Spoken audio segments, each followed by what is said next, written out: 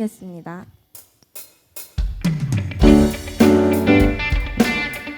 박수 치면서 찬양하시겠습니다.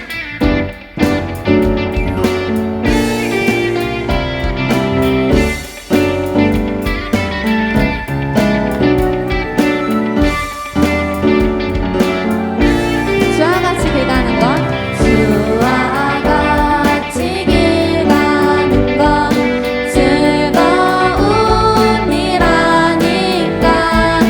우리 주님 걸어가신 발자취를 주와 같이 길 가는 것, 주와 같이 길 가는 것 즐거운 일아닐까.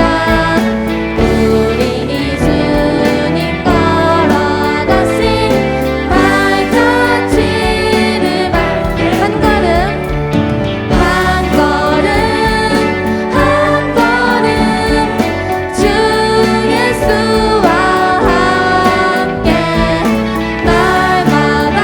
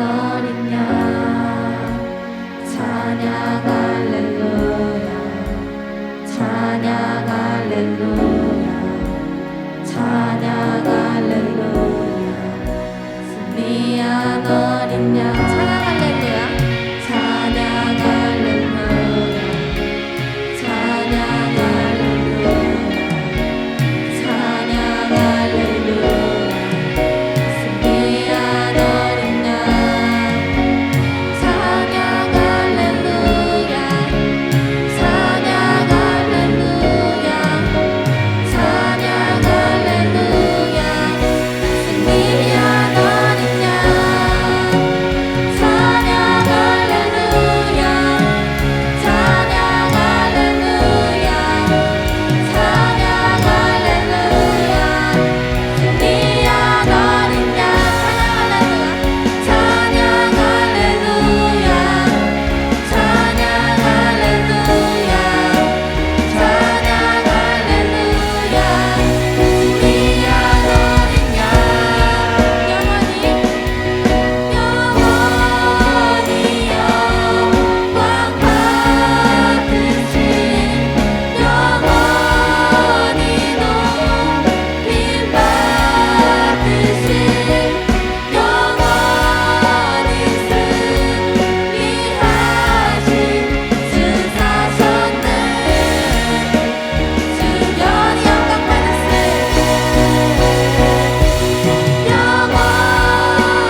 영광 받으신 영원히 영광 받으신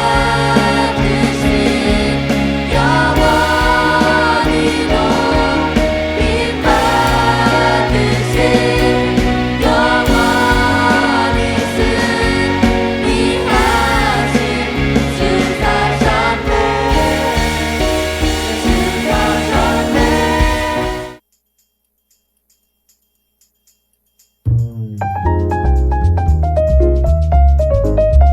이제 작년에 코로나 때문에 집에 있는 시간이 많아지면서 되게 노래나 이런 유튜브 같은 미디어에 많이 빠져 있었는데, 그러면서 이제 예배를 혼자 집에서 드리다 보니까 되게 일요일 예배 시간만 딱 이제 교회 다니는 사람처럼 해서 항상 예배를 대충 들었었는데, 올해 들면서 셀이 바뀌고 분반을 매주 하면서 이제 말씀을 더 열심히 듣게 되고, 그러다 보니까 얻는 게 많고 느끼는 게 많고 하나님이 나에게 하시는 말씀이구나 이게 느껴져서 되게 많은 은혜가 있었던 것 같아요.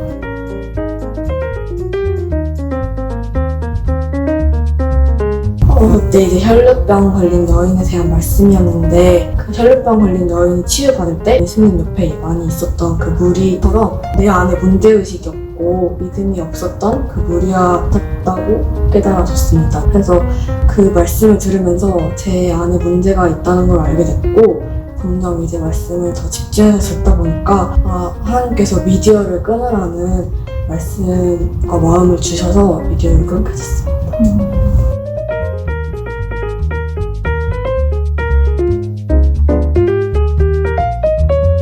그때가 이제 다톡 준비기도 모임이었는데, 그때 되게 학교도 이제 게으른 방학이 지나고 처음 가는 거였고 되게 몸도 힘들고 마음도 되게 짜증이 가득했는데, 신중해서 이제 기도 모임에 들어가서 기도를 하다 보니까 예수님께 회개가 많이 됐고, 예수님이 그 회개를 하니까 되게 많은 말씀을 주시고 많은 은혜를 주셔서 조금 변화가 될 수 있었던 것 같아요.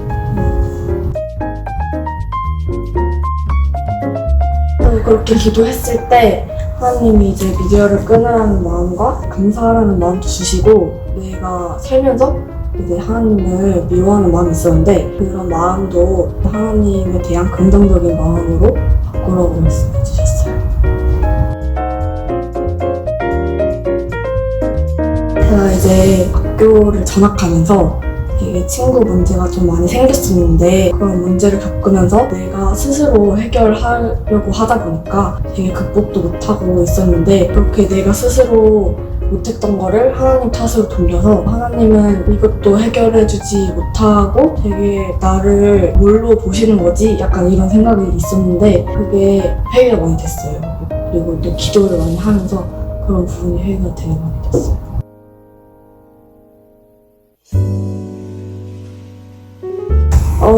작년에 제가 친구들이랑 기도를 되게 많이 했었는데 이제 코로나 때문에 교회를 못 오고 이러다 보니까 되게 기도를 아예 안 하고 있었거든요. 근데 12월 달쯤에 청파를 다시 시작하게 되면서 오랜만에 기도하니까 너무 이게 기쁘고 되게 기분이 좋아서 친구들과 한번 매일매일 조회를 같이 해보자 이렇게 결심을 해서 저희 3명이서 매일 밤에 이렇게 모여서 각자 말씀을 듣고 그 말씀을 나누면서 조회를 계속 하고 있어요.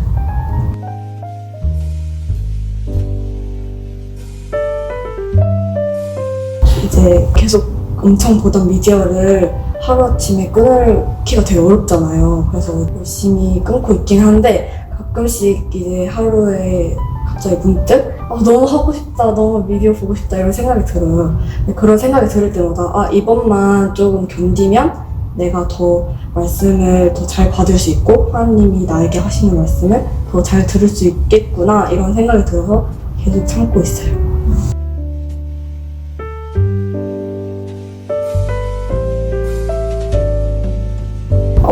이제 항상 하나님은 원망하고 그렇게 생각했던 마음이 있었는데 이번에 말씀을 통해서 정말 하나님은 나를 사랑하시고 나를 찾기를 원하시구나 이런 하나님의 마음을 느끼게 됐어요. 죽어있던 저에게 소망을 주시고 부활의 능력을 경험케 하시는 하나님을 찬양합니다.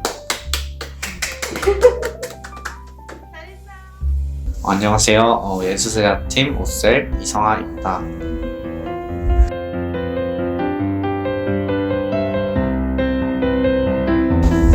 제가 은혜를 받은 거는 2학년 때 정말 큰 은혜를 받았는데요. 그전에는 제가 학업량이 많은 편이었으니까 학업이랑 신앙생활이랑 많이 겹치고 그래서 기도도 잘 못하고 PT도 당연히 잘 못하고 그냥 맨날 공부만 하는 그런 삶을 살고 그리고 미디어도 처음 스마트폰을 갖게 되고 미디어 때문에 엄마랑 아빠랑 그렇게 의견 충돌이 있었던 것 같아요. 근데 그렇게 계속 좀 고달프고 좀 우울한 시기를 보내다가 제가 2학년이 돼서 계속 1학년 때부터 계속 공부를 하고 너무 힘들었거든요. 신앙생활도 하고 일요일마다 사실 교회 나오고 그런 게 되게 세상 사람들은 늘은 봤을 때는 저렇게 공부를 열심히 해야 되는 애가 교회는 약간 가끔 빠질 수도 있고 그런 건데 저렇게 열심히 다녀서 좀 시간 낭비하는 것 같다 그런 생각이 좀 저한테서 좀 들어왔던 것 같아요. 다니던 학원에서도 성적이 좋게 나오진 않아서 그래서 계속 스트레스 받고 그러다가 어느 날 제가 성적이 좀 안 나와서 엄청 슬프게 하나님한테 자기 전에 좀 기도를 했어요. 울부짖고 하나님께 저한테 왜 그러시냐고 원망하면서 계속 기도를 했는데 되게 깨진 마음으로 기도를 하니까 그리고 또 너무 간절하게 기도를 하니까 계속 기도를 하고 있는데 갑자기 한순간에 빡 하고 아픈 마음이 사라지고 그때 예수님이 찾아와 주셨구나 그걸 느끼게 됐어요. 예수님이 제 힘든 거를 다 아시고 옆에서 계속 있어주신 게 그때 딱 깨달았거든요. 그래서 그 일이 있은 후 3학년이 됐고 셀리더를 맡게 됐는데요. 사실 제가 1학년 때도 2학년 때도 제 성격이랑 태도 자세가 조용하고 과묵한 편이고 친구들한테 먼저 손짓 다가가지 못하는 그런 성격을 계속 교회를 다니고 있었는데 제가 셀리더를 맡게 됐는데 셀리더라는 직책이 저 후배들을 인도하는 그런 직책이잖아요. 그래서 제가 애들한테 되게 잘해주고 약간 친밀하게 대해줄 수 있을까? 인도도 해야 되는데 내가 그 정도 기도를 할 시간이 있을까? 라는 고민이 되더라고요. 그래서 고민만 하다가 어쩔 수 없이 이렇게 셀리더를 처음 분반을 진행하게 됐는데 하나님이 또 거기서 역사하신 게 제 성격을 좀 바꿔주셨어요. 3학년 돼서 제 성격이 원래 과묵한 편이었는데 위트 있고 좀 떠들떠들한 성격으로 애들을 대해서 되게 밝은 분위기로 분반을 진행할 수 있었어요. 그래서 동생들도 다행히 저를 싫어하지 않고 좋아해주고 잘 따라줘서 셀리더 되고 되게 은혜가 있었던 것 같아요.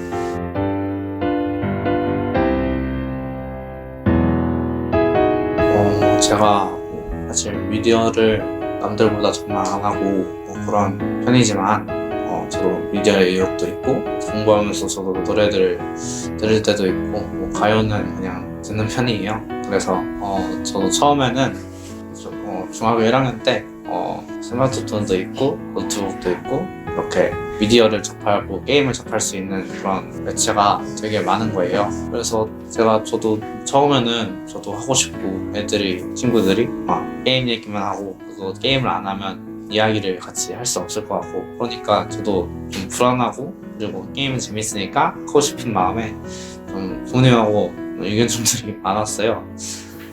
근데 결국 그래서 부모님께서는 미디어가 저한테 안 좋다는 걸 아니까 부모님 통제하에서 미디어를 진행하게 되는데 미디어를 그래서 거의 한 적이 없었던 것 같아요 그때 이후로. 그래서 미디어를 안 하고 계속 있으니까 미디어 없이도 재밌게 살 수 있고 친구들도 잘 사귀고 비록 게임 얘기는 못하지만 다른 얘기도 할 수 있고 미디어 없는 삶도 나쁘지 않구나 괜찮구나 라는 거를 점점 무의식 중에 깨달아가고 그래서 결국 지금은 미디어를 가끔 봐도 계속 하고 싶다 막 그런 마음보다는 이만하면 됐다 그런 마음이 좀 더 잘 들었어요. 미디어에 대한 면역 같은 게 생긴 것 같아요.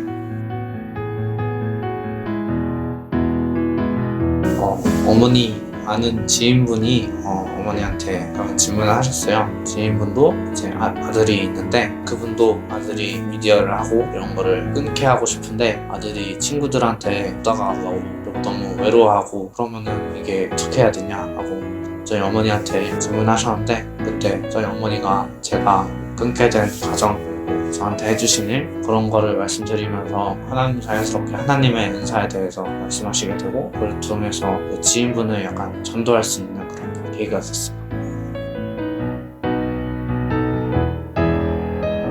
저에게 있어서 하나님은 항상 곁에 계시고 제가 힘들 때 계속 위로해 주시고 곁에서 미소로 계속 지켜봐 주시는 그런 저희의 인생을 인도하시는 하나님이었습니다. 저희의 인생을 인도해 주시는 부활의 하나님을 찬양합니다.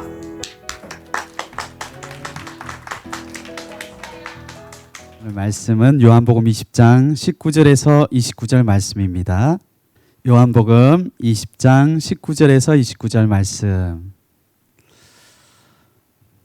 제가 한 절, 여러분들이 한 절 이렇게 교독을 읽도록 하겠습니다.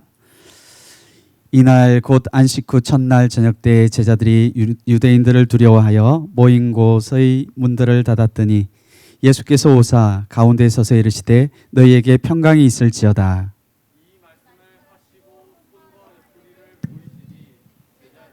주를 보고 기뻐하더라.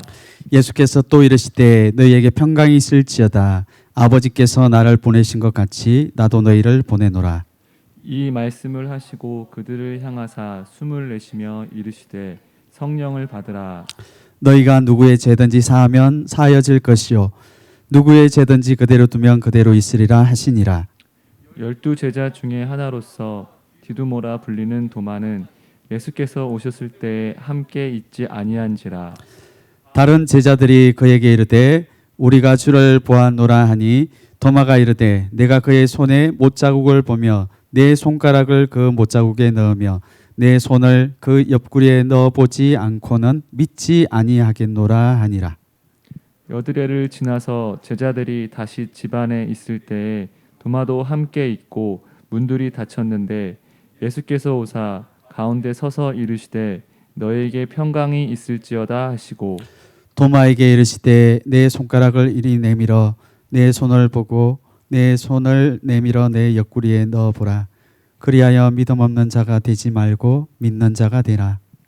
도마가 대답하여 이르되 나의 주님이시요 나의 하나님이시니이다. 예수께서 이르시되 너는 나를 본고로 믿느냐 보지 못하고 믿는 자들은 복되도다 하시니라. 아멘. 오늘 부활절에 주시는 말씀은 내 손가락을 내 못자국에 내 손을 내 옆구리에 넣어보라 라는 제목으로 말씀 같이 나누겠습니다. 예수님은 부활하셨습니다. 오늘 우리가 예수님에게 예배 드릴 때 그 무덤에 돌아가신 예수님, 모든 것이 실패한 것 같은 예수님을 믿는 것이 아니라 지금 이 시간에 믿는 우리에게 찾아오시고 함께 계시며 살아계신 우리 하나님을 찬양하고 예배하는 것임을 믿습니다. 오늘 예배 드릴 때 예수님이 죽었다고 생각하는 사람들은, 예수님이 무덤에서 죽어서 끝났다고 생각하는 사람들은 예수님에 대한 기대를 갖지 않을 것이지만, 예수님이 살아계시기 때문에, 부활하셨기 때문에, 사망의 권세를 멸하셨기 때문에 오늘 이 시간에 나에게 그런 능력으로 찾아올 것이다라고 반드시 믿는 사람에게는 예수님이 그렇게 역사하실 것입니다. 예수님은 믿음대로 역사하시거든요. 오늘 우리 예수님이 살아계신 예수님으로 믿읍시다. 아멘. 봄이 오면 꽃이 피죠. 이 모든 사람들이 너무나 당연하게 이것을 받아들입니다. 우리 주변에 보면 겨울에는 야, 이 나무에 무슨 꽃이 필 수 있을까? 이 나무에 새싹이 올라올까? 이런 생각 참 많이 합니다. 그런데 봄이 되면 너무나 자연스럽게 그곳에서 싹이 나오고 꽃이 피는 것들을 보게 되죠. 근데 우리는 이게 너무나 자연스럽게 받아들여요. 사실은 의심할 여지 없이 받아들입니다. 야, 겨울은 굉장히 길고 또 어둡고 또 무겁지만, 야, 생명, 봄이 겨울을 이기는구나. 생명이 있으면 반드시 이긴다. 이것을 우리는 누구보다 잘 알고 있죠. 그런데 우리가 이런 봄을 보면서 마음의 소망을 품고 기대를 품고 또 새로운 것들, 화사한 것들, 변화되는 것들, 이런 것들을 너무나 자주 보는데도 우리 자신이 어떤 면에 있어서는 기대를 가지 못하는 한 가지가 있습니다. 그것은 자기 마음 안에 일어날 새로운 변화예요. 이거 참 슬픈 이야기죠. 그런데 이게 실제입니다. 왜 많은 사람들이 겨울이 지나고 봄이 되면 당연히 꽃이 피고 새싹이 올라오고 생명의 움틈이 있고, 이것은 너무나 자연스러운 것으로 받아들이면서 내 안에는 왜 이런 것이 일어나지 않을까에 대한 그런 의심이나 이거에 대한 문제의식을 갖지 못하는 경우가 많아요. 그러니까 오늘 이 부활의 예수님에 대해서 우리가 나올 때도 내가 똑같은 마음으로 나옵니다. 나에게는 별로 변화가 없을 거야. 이 말씀은 그냥 하시는 말씀일 수도 있어. 이것이 뿌리 깊이 박혀 있는 거죠. 그런데 왜 그렇습니까? 왜 우리 안에, 우리 마음에 그렇게 오랫동안 겨울과 같은 이 어둡고 새 것이 자라날 수 없고 꽃도 필 수 없는 이런 어둠이 우리 마음속에 오랫동안 우리를 지배하게 되는 거죠? 이것에 대해서 한번 심각하게 생각을 해봐야 됩니다. 그것은 내 안에 새로운 봄날, 하나님의 생명이 움틀 수 없게 하는 어떤 강한 영적인 힘, 세력이 있다라는 것을 여러분들이 알기 때문에 그렇습니다. 한 번도 이것에 대해서는 거부해 본 적이 없어요. 한 번도 이것이 내 삶에 이런 영향력을 미치고 어둠을 주고 이것이 좋은 게 아니잖아요. 나쁜 거잖아요. 그런데도 불구하고 이것에 대해서 한 번도 저항해 본 적이 없는 거예요. 너무나 자연스럽게 받아들인 겁니다. 왜냐하면 그것이 죄이기 때문에 그렇거든요. 내 안에 죄는 뭐라고 그랬습니까? 죄는 삭슬 요구하거든요. 그 삭은 사망이다라고 말을 하고 있어요. 성경에서는. 그러니까 그 죄가, 사망이 내 안에 강력하게 뿌리를 내리고 있는데 이것을 내 힘으로는 절대 이길 수 없다라는 것을 자기 자신이 가장 잘 압니다. 그런데 성경에서는 죄의 삭스에 대해서 말씀하시고 있으면서 또 하나님의 마음을 말씀하고 계세요. 그게 어디 나오냐면 로마서 6장 23절에 나옵니다. 한번 읽어보겠습니다. 죄의 삭은 사망이요 하나님의 은사는 그리스도 예수 우리 주 안에 있는 영생이니라. 아멘. 죄의 삭은 죄가 우리에게 요구하는 것들, 빚쟁이와 같이 우리에게 요구하는 것은 사망입니다. 근데 이것만 있는 게 아니에요. 하나님은 분명히 우리에게 말씀하고 계시는 것이 있는데, 하나님이 우리에게 은사, 선물, 값없이 주시는 선물이 있는데 그것은 영생이다. 영원한 생명이다. 그래서 우리가 예수님을 왜 믿어야 하나? 이 부활절이 왜 의미가 있나? 우리 안에 죄가 끊임없이 요구하는 이 빚, 사망, 이것은 누구도 갚을 수가 없지만 예수님이 십자가에서 못 박혀 돌아가실 때 이 사망을 끌고 무덤 속에 들어가셨어요. 예수님이 그 무덤 속에 완전히 죽으셨어요. 그때 이 죄와 사망도 끝난 겁니다. 예수님이 그 값을 다 갚아주신 거예요. 그리고 예수님이 왜 우리의 산 소망이 되시냐? 예수님이 무덤 속에서 죄와 함께 끝나버렸다라고 하면 우리에겐 소망이 없을 수가 있습니다. 하지만 예수님은 무덤에서 사망과 이 죽음의 권세를 깨트리고 일어나셨어요. 그래서 믿는 사람에게는 그런 생명과 부활의 능력이 주어지는 것을 보여주기 위해서 그렇습니다. 우리가 이 세상에 예수님의 이 부활을 믿지 않는다면 우리는 이 세상에 제일 불쌍한 사람들이에요. 예수님을 따라다니는데 얼마나 고생을 많이 합니까? 다른 친구들은 주일날 예배도 오지 아니하고 세상에 나가서 놀고 공부 열심히 하는데, 어떤 친구는 공부 열심히 하고 놀기도 열심히 세상 것들 다 즐기는데, 우리는 이 부활의 산 소망이 없으면 어떻게 되냐? 교회 열심히 나오는데 너무 괴로운 인생을 살아갑니다.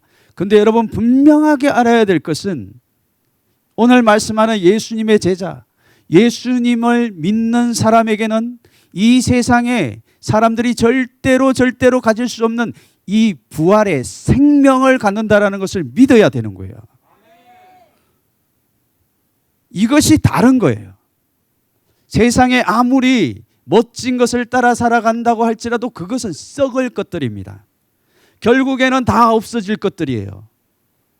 결국에는 다 사라질 것들입니다. 다 타서 없어질 것들이에요.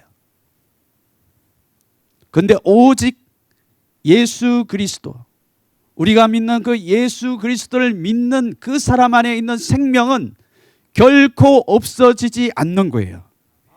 우리 안에 있는 생명 되신 예수님이 사망과 어둠을 깨트리셨어요. 내 안에 있는 어둠이 아무리 강하다고 할지라도 이것은 예수님이 끌고 십자가에서 죽으셨을 뿐만 아니라 무덤에 묻어버린 거예요. 아무리 강한 것이라고 할지라도 나를 어떻게 할 수가 없습니다. 오늘 예수님이 이 한 사람을 부르신 이야기가 나옵니다. 그 사람이 도마입니다. 도마. 영어로는 토마스죠. 이 한 사람, 우리가 평상시에 생각을 할 때 도마라고 생각을 하면 굉장히 믿음이 없고 예수님을 배반하고 참 의심이 많은 사람이라고 생각할 때가 많습니다. 그런데 오늘 우리가 보고자 하는 사람은 바로 예수님의 제자였던 도마에 대해서 보기를 원해요. 예수님이 한 사람을 택하실 때는 절대 그냥 택하지 않거든요. 오늘 첫 번째 보기를 원하는 것은 의심하는 도마입니다. 오늘 예수님이 도마를 말씀하실 때 이 칼에 맞을 도마야 이렇게 하지 않으셨어요. 도마를 말씀하실 때 예수님의 제자 중에 한 명인 도마라고 말을 해요. 뭐냐 하면 도마도 예수님을 열심히 따랐던 제자입니다. 제자는 어떤 사람입니까? 이 제자는 자기 가장 중요한, 인생이 중요한 것들, 그물과 배와 가족과 모든 것들을 다 버리고 예수님을 따랐던 사람들이에요. 예수님이 이 제자들을 다 알고 계셨습니다. 모든 것을 다 버리고 예수님을 따랐기 때문에 예수님이 이 제자들을 한 사람 한 사람씩 부르셔서 예수님이 말씀을 가르치시고 기적을 보여주시며 모든 것들을 다 보여주셨어요.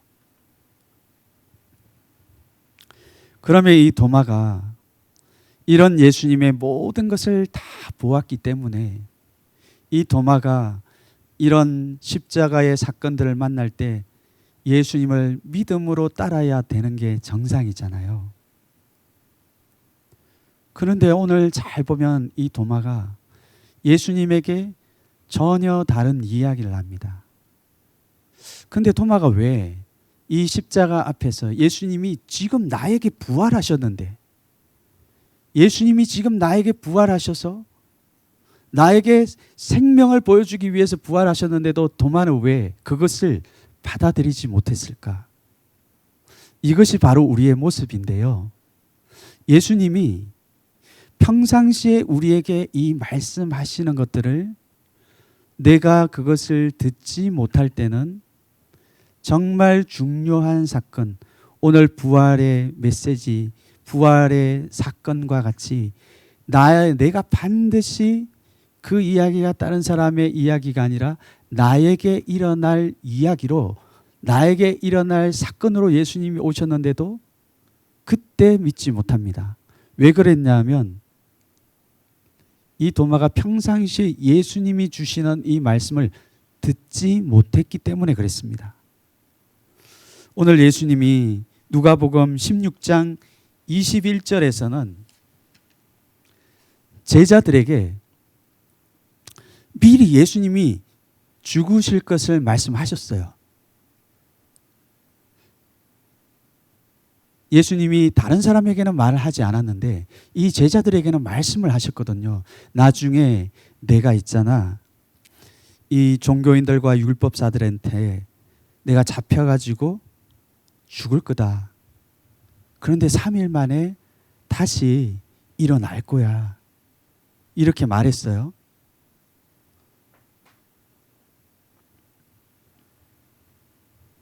그런데 도마는 그때 이 예수님의 말씀을 흘려들었던 거예요.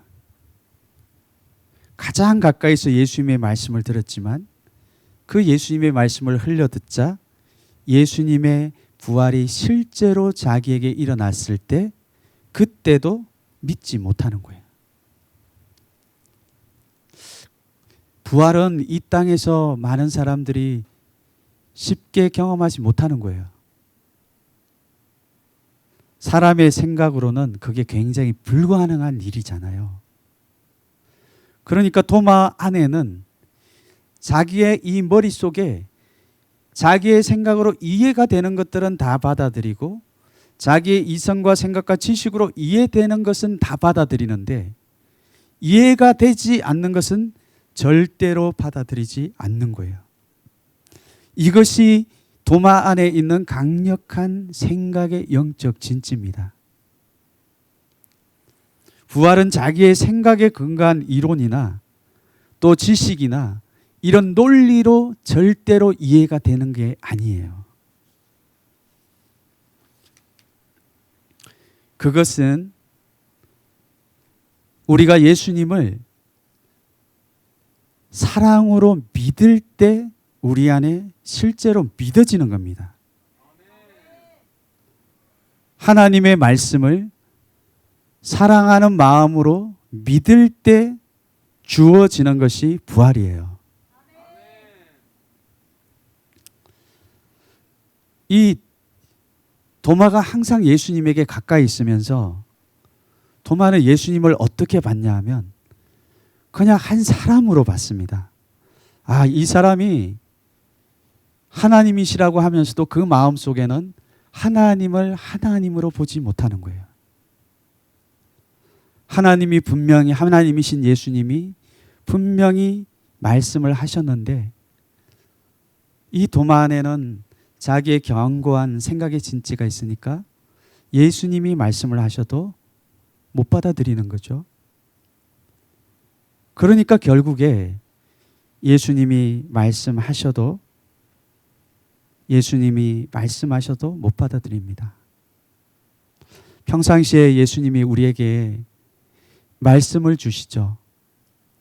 나에게 필요한 말씀들을 다 주셨어요. 내가 들어야 될 말씀들을 다 주셨습니다. 근데 여전히 그 사람 안에 문제가 해결되지 않고 어둠의 권세들이 있고 죄에 대한 속박이 있고 죄를 끊지 못하는 이유가 뭔지 아십니까? 하나님이 나에게 하시는 그 말씀을 내 안에 받아들이지 못하는 마음이 있는 거예요. 그게 어둠의 세력입니다. 내 안에 예수님이 죄를 용서해 주셨고 죄를 끊어 주셨다. 예수님이 너를 용서해 주셨어. 이 말씀이 얼마나 능력 있는 말씀이에요. 그런데도 10년이 지나고 5년이 지나고 6년이 지나도 그 말씀을 여전히 받아들이지 못하는 거예요. 사람이 하는 말이지 그냥. 그렇게 말씀을 받아들이면 그 사람 안에 아무 일도 일어나지 않습니다. 그래서 오늘 보면 도마가 뭐라고 말합니까? 내가 그의 손에 못자국을 보며 내 손가락을 그 못자국에 넣으며 내 손을 그 옆구리에 넣어보지 않고서는 믿지 않겠노라, 이렇게 말씀했어요. 예수님이 이 다른 제자들에게 딱 나타났을 때 제자들은 그걸 보고 굉장히 기뻐했습니다. 예수님이 정말 살아나셨구나. 야, 예수님이 죽은 줄 알았는데 정말 살아나셨네. 모든 제자들은 예수님이 살아나신 것을 보고 너무너무 기뻐했습니다. 그런데 그때 이 도마는 그때 거기 없었거든요. 그러니까 중심이 딱 드러나는 거예요. 무슨 말 하는 거야? 아니, 예수님이 십자가에 못 박혀 돌아가셨어. 내가 그렇게 오랫동안 따라다녔는데 예수님은 그냥 십자가에 돌아가셨어. 내 손을 그 예수님이 십자가에 못 박혀서 구멍이 난 그 손에다가 내 손을 한번 넣어보고 그 옆구리가 창에 찔렸는데 그 물이 쏟아진 그곳에 내 손을 넣어보지 않고서는 절대로 믿지 못하겠다. 이 말씀은 예수님의 마음을 굉장히 아프게 하는 말씀일 거예요. 예수님이 십자가에 못이 박히고 옆구리에 창이 찔리고 그것이 예수님의 끝이 아니라 예수님은 이 도마의 인생, 죄자로 불러주신 한 번도 포기하지 않은 이 도마에게 반드시 부활하시고 살아나신 것을 보여주시기를 원하셨거든요. 부활의 증인으로 원래 이 도마를 불러주신 거예요. 근데 도마는 내 손에 장을 쥐진다. 예수님이 살아나면 내 손에 장을 쥐질 거야. 내기를 하는 거예요, 이렇게. 예수님 만약에 살아난다고 하면 내 손에 장을 쥐질게. 예수님 진짜 살아나지 않았어. 무슨 말 하는 거야? 도마가 이렇게 말하고 있는 거예요. 우리의 삶에 예수님이 나를 부르실 때 예수님은 나를 그냥 절대 부르지 않습니다. 내 한 사람이 별거 아닌 것 같아도 예수님은 나를 부르실 때 그냥 부르시지 않으셨어요. 내가 그냥 예수님이 십자가에 돌아가신 것만 보고 여전히 내 안에 어둠과 좌절과 슬픔과 아무리 노력해도 되지 않는 그것이 있는데도 불구하고 그냥 이건 안 되는 거지. 안 돼, 이런 건 안 돼. 아유, 예수님이 어디 있는데. 예수님이 있으면 내가 손가락으로 내 그 구멍 난 거 한번 확 쑤셔볼게. 옆구리에 한번 확 쑤셔볼게. 이렇게 말을 하고 있는 거예요. 근데 예수님이 그 사람을 부르실 때는 죽어 있는 예수님이 아니라 살아서 너의 그 실제의 문제 가운데 찾아오기를 원하셔서 예수님이 죽으시고 지금 그 자리에 찾아오기를 원하세요. 오늘 내 그 오래된 생각, 도저히 새 일이 일어나지 않을 것 같다라고 믿는 강력한 내 안에 있는 이 생각의 진지 가운데 예수님을 초청해야 됩니다. 예수님을 초청해야 돼요. 그 안에 예수님을 초청하셔야 되는 거예요. 두 번째로 토마에게 찾아온 예수님입니다. 오늘 토마는 예수님의 제자라고 말했죠.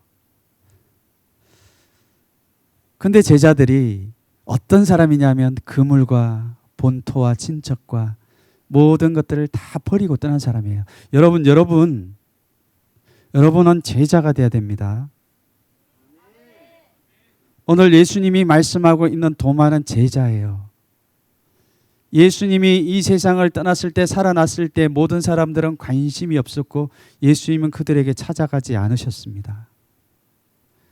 그런데 자기의 가장 중요한 것들을 버리고 예수님을 따르기로 작정한, 이 제자로 살기를 원한, 하지만 어떤 면에서 있어서는 연약하지만 예수님을 위해서 그래도 살고자 했던 이 제자에게 예수님은 그 부활한 사실을 보여주세요. 그래서 여러분들이 제자가 되는 것이 굉장히 중요합니다. 예수님의 제자가 되기 위하여 많은 포기해야 될 것들이 있습니다. 귀의 비용들이 많죠.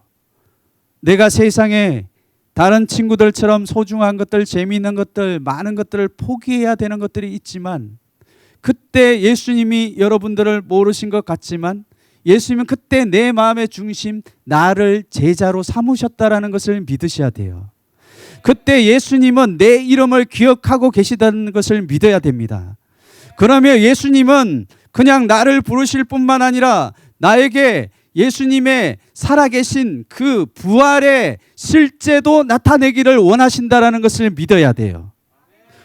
오늘 말씀해 보면 도마가요, 예수님이 분명히 그 방에 오셨는데도 불구하고 제자들에게 이렇게 말했어요. 무슨 말이야? 예수님 돌아가셨잖아. 내가 그 말을 다시 해야 되겠냐? 내 손을 그 구멍에 넣어보고 옆구리에 내 주먹 한번 넣어볼까?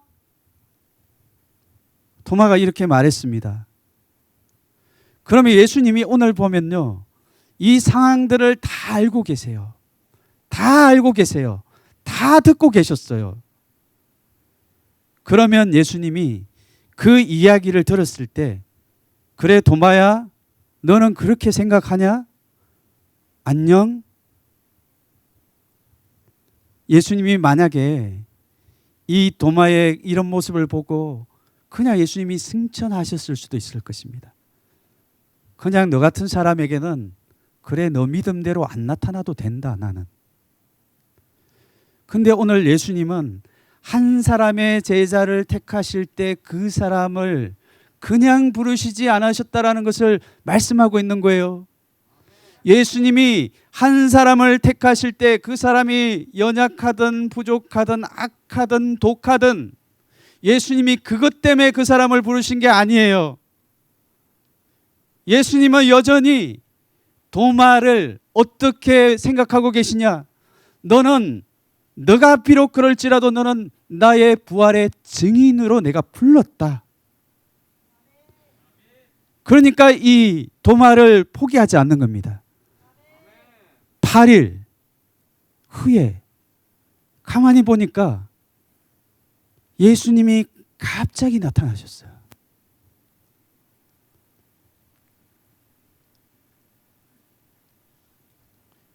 문들이 다 닫혀 있는데 이 제자들, 그 제자들이 말했던 것처럼 예수님이 동일하게 도마에게 찾아오셨어요. 도마에게 말합니다. 도마야,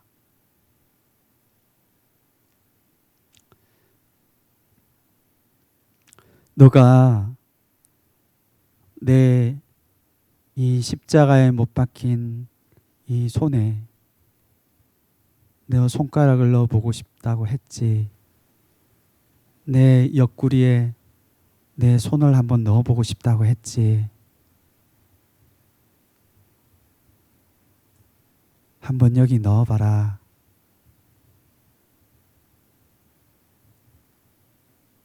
예수님이 이렇게 말씀하셨어요.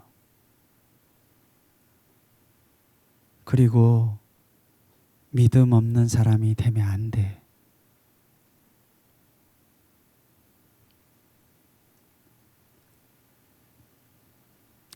예수님이 우리를 모르시는 것 같죠. 내가 때로는 예수님이 없다라고 말하고 예수님에 대하여 내가 불평할 때도 있고 믿음을 가지지 못할 때가 있습니다. 그러면 우리가 그때 할 이야기, 안 할 이야기 다 해요.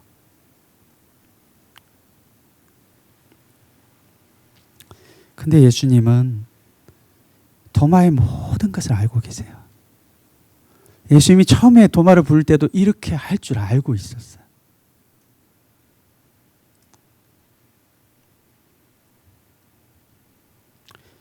이 도마의 마음에는 예수님이 십자가에 돌아가신 그 사건이 너무 충격적이었던 거예요. 이 도마가 전심을 다해서 예수님을 따랐거든요. 이 도마가 열정이 대단했던 사람이었어요. 근데 예수님이 십자가에 딱 돌아가시자 도마는 어떤 생각을 했냐 하면 이 세상의 사람들은 죽으면 끝나. 예수님도 돌아가셔 버리는 사투리가 나와 버리네요. 예수님도 돌아가시면 끝나는 거지. 끝난대 예수님이. 이 도마 안에 깊은 좌절과 실패와 이것이 깊이 자리 잡고 있었던 거예요. 이것이 바로 도마가요, 이 세상에서 배운 거예요. 이 세상에서 배운 거예요. 우리가 왜 낙심하는 줄 아세요? 왜 어둠이 내 안에 계속 있는 줄 아세요?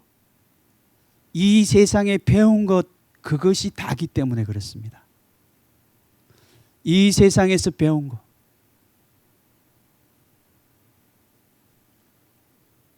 근데 예수님은 도마에게 분명히 보여주시는 거예요.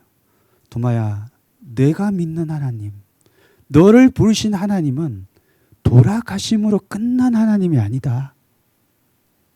내가 믿는 그 하나님은, 예수님은 모든 사람들은 다 죽을지라도 너의 그 죄값을 지고 십자가에 완전히 죽었지만 하나님의 성령이 다시 살리신 하나님이시다라는 것을 말씀해 주고 계시는 겁니다.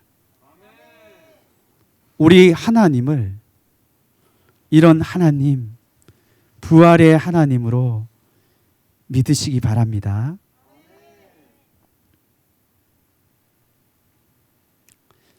마지막으로 보기를 원하는 것은 도마의 고백입니다.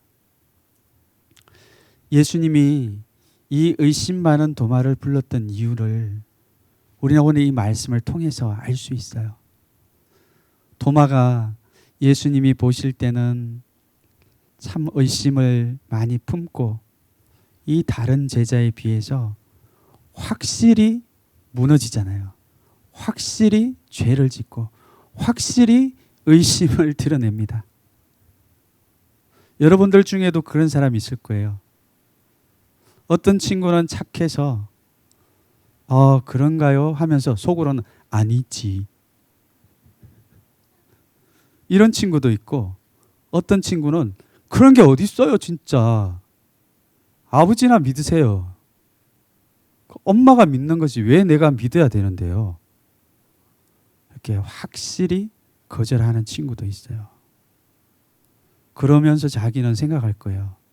아유, 내가 이렇게 하나님을 확실히 거절하고 확실히 싫어하고 확실히 미워하니까 하나님이 나 같은 사람에게 뭘 나타내겠어? 한번 나타내시려면 나타내 보세요. 이런 마음을 가지고 있는 사람도 있습니다. 근데 여러분 아세요?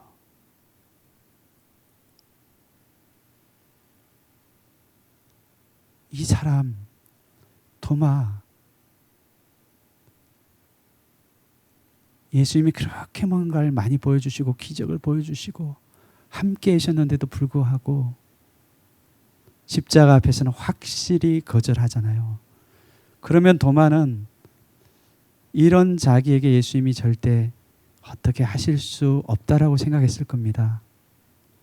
근데 예수님의 도마를 향한 비전은 뭔지 아세요? 이 도마를 끝까지 버리지 않는 거예요. 이 도마 한 사람이 어렵게 예수님에게 자기 인생을 맡긴 그때부터 예수님은 한 번도 이 도마를 포기하지 않습니다. 도마야, 나는 너에게 소망이 있는데 너는 나의 부활의 증인이 되는 거야. 그거는 너가 되고 싶어서 된 게 아니야. 너가 되고 싶다고 해서 그렇게 되는 게 아니야. 내가 너를 부를 때부터 나는 너를 그런 목적으로 불렀어. 도마가 그때 말합니다. 예수님, 주님은 나의 주님이세요. 나의 하나님이세요. 도마가 나중에 어떻게 죽는 줄 압니까? 많은 사람들이, 예수님의 제자들이 뿔뿔이 흩어져서 다 죽는데 베드로는 십자가에 거꾸로 못 박혀 죽었대요. 도마는 인도에서 복음을 전했는데 막 끓는 기름, 끓는 물,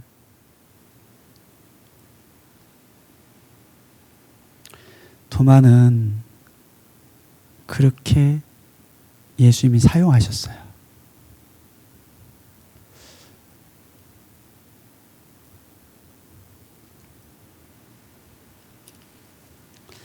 예수님에게 한번 마음을 열어보세요.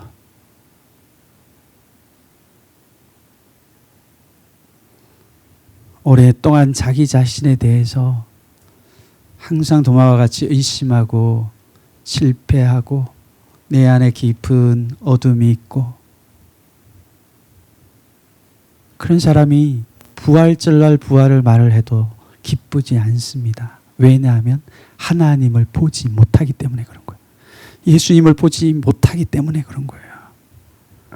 근데 예수님은 이런 도마라고 할지라도 8일이 지난 후에 이 도마의 고백 그대로를 말씀하시면서 도마야, 나는 살아있다. 나는 너를 바로 부활의 증인으로 삼기 위해서 너에게 나타났다. 바로 이분이 나의 하나님이심을 믿어야 됩니다. 오늘 우리가 이 도마에게 나타나신 예수님, 내 안에 끊임없이 내 생각을 의지하고 예수님이 말씀을 통하여 나에게 찾아오시지만 끊임없이 내쳐버리는 내 안에 내가 다시 물어봐야 돼요. 예수님을 초청해야 돼요.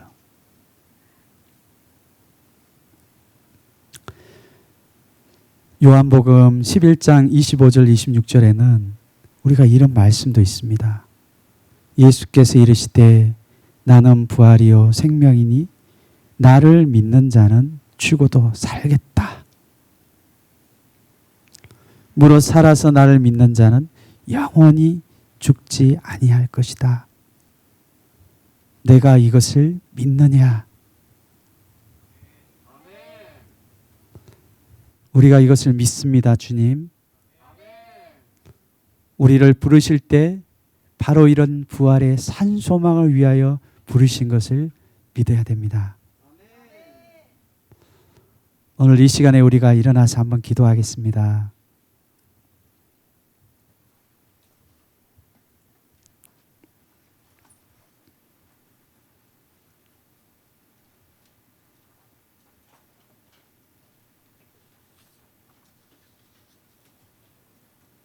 오늘 예수님이 하신 말씀을 한번 읽어 드릴게요.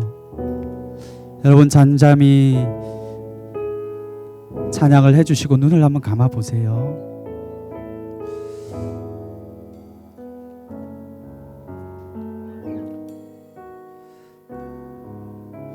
도마가 이렇게 말했습니다. 다른 제자들이 그에게 이르되 우리가 주를 보았노라. 도마가 이르되 내가 그의 손에 못자국을 보며 내 손가락을 그 못자국에 넣으며 내 손을 그 옆구리에 넣어보지 않고는 믿지 않겠노라. 예수님이 8일 후에 도마에게 다시 나타나셨어요. 예수님은 이런 도마를 버리지 아니하시고 처음 부를 때부터 도마를 부활의 증인으로 예수님이 부르셨던 겁니다. 내 손가락을 이미 이리 내밀어 봐, 도마야. 내 손을 보고 내 손을 내밀어 내 옆구리에 넣어봐라. 그리하여 믿음 없는 자가 되지 말고 믿는 자가 돼야 돼. 오늘 우리가 이 말씀을 붙들고 기도할 때 예수님의 마음이 우리 가운데 부어지고 바로 이 살아계신 예수님, 사망을 이기시고 나를 위하여 찾아오신 예수님이 나의 주님이신 것을 우리가 믿기를 원합니다. 우리 같이 한번